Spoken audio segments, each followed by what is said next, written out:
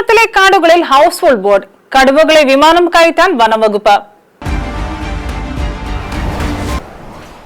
കേരളത്തിലെ നഗരങ്ങളിൽ ഫ്ളാറ്റുകൾക്ക് ഡിമാൻഡ് കൂടുന്നത് പോലെ കാട്ടിൽ കടുവകൾക്കും നിലവിൽ താമസ സ്ഥലമില്ലാത്ത അവസ്ഥയാണെന്നാണ് വനംവകുപ്പിന്റെ പുതിയ കണ്ടെത്തൽ. നമ്മുടെ വനം മന്ത്രി ശ്രീ ഷിബു ബേബി ജോൺ ആണ് കഴിഞ്ഞ ദിവസം ഈ സത്യം വിളിച്ചു പറഞ്ഞത്. ഒരു കടുവയ്ക്ക് അന്തസ്സായി ജീവിക്കാൻ 20 ചതുരശ്ര കിലോമീറ്റർ സ്ഥലം വേണമെന്നിരിക്കെ വയനാട്ടിലെ കടുവകൾ വെറും 4 ചതുരശ്ര കിലോമീറ്ററിലാണ് അഡ്ജസ്റ്റ് ചെയ്ത് ജീവിക്കുന്നതെന്നാണ് മന്ത്രി സങ്കടപ്പെടുന്നത്. ഈ സ്ഥലപരിമിതി കാരണം ശ്വാസം മുട്ടുമ്പോഴാണ് പാവം കടുവകൾ നാട്ടിലേക്കൊന്നിറങ്ങുന്നത് പോലും. കാട്ടിലെ ഈ റിയൽ എസ്റ്റേറ്റ് പ്രശ്നം പരിഹരിക്കാൻ ഒടുവിൽ വനംവകുപ്പ് ഒരു ഉഗ്രൻ പ്ലാൻ തയ്യാറാക്കിയിരിക്കുകയാണ്.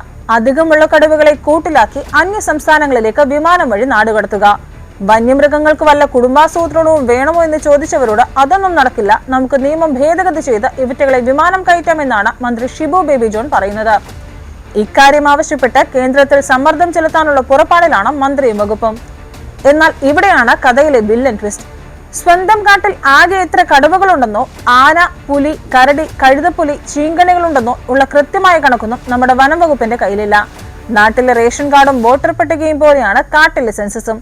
കടുവകൾ എത്രയെന്ന് ചോദിച്ചാൽ ഏകദേശം ഒരു 100-150 കാണും എന്ന ഉദ്ദേശ കണക്ക് മാത്രമേ ഇപ്പോൾ വകുപ്പിന് പറയാനുള്ളൂ.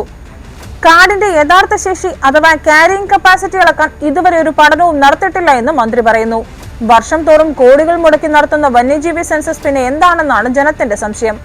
സ്വന്തം വീട്ടിലെ അംഗങ്ങളുടെ എണ്ണം അറിയാതെ അയൽവക്കക്കാരന്റെ വീട്ടിലേക്ക് ആളെ താമസിപ്പിക്കാൻ പോകുന്ന പോലൊരവസ്ഥ. അതുകൊണ്ട് കാട്ടിൽ പോയി കടുവകളോട് തലയെണ്ണാനും വനത്തിന്റെ കപ്പാസിറ്റി അളക്കാനും ഡെറാഡൂണിലെ വൈൽഡ് ലൈഫ് ഇൻസ്റ്റിറ്റ്യൂട്ട് ഓഫ് ഇന്ത്യയിലെ ശാസ്ത്രജ്ഞന്മാരെ വനംവകുപ്പ് ഇപ്പോൾ കരാർ ഏൽപ്പിച്ചിട്ടുണ്ട്. ശാസ്ത്രജ്ഞന്മാർ കാട്ടിൽ വന്ന ബയോമെട്രിക് മെഷീൻ വെച്ച് കടുവകളുടെ വാലും കാൽവിരലടയാളവും എല്ലാം പരിശോധിച്ച് ആരൊക്കെ ഇവിടെ തുടരണം, ആരൊക്കെ നാടുവിടണമെന്ന് ലിസ്റ്റ് ഉണ്ടാക്കും. കാട്ടിൽ കടുവകൾക്ക് കഴിക്കാൻ ആവശ്യത്തിന് മാനുണ്ടോ, കാട്ടുപോത്തുണ്ടോ, അതോ പട്ടിണിയാണോ എന്നെല്ലാം ഈ സംഘം കൃത്യമായി അളക്കും. എന്തായാലും ഒരു കാര്യം ഉറപ്പിക്കാം, ഈ വഴിക്കും നികുതി പണം കുറെ ഒഴുകും.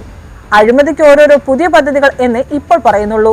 റിപ്പോർട്ട് വരുന്നതോടെ നാട് കടത്തപ്പെടാൻ പോകുന്ന കടുവകൾക്കായി വനംവകുപ്പ് വക ഹിന്ദി പഠന ക്ലാസുകൾ ആരംഭിക്കേണ്ടി വരുമോ എന്നാണ് ഇനി അറിയേണ്ടത്. എന്തായാലും കടുവകൾക്ക് അന്യസംസ്ഥാന വിസ കിട്ടി വിമാനം കയറുന്നതുവരെ നമ്മൾ നാട്ടുകാർക്ക് പ്രാർത്ഥനയോടെ കാത്തിരിക്കാം. News desk, Janashabdam news.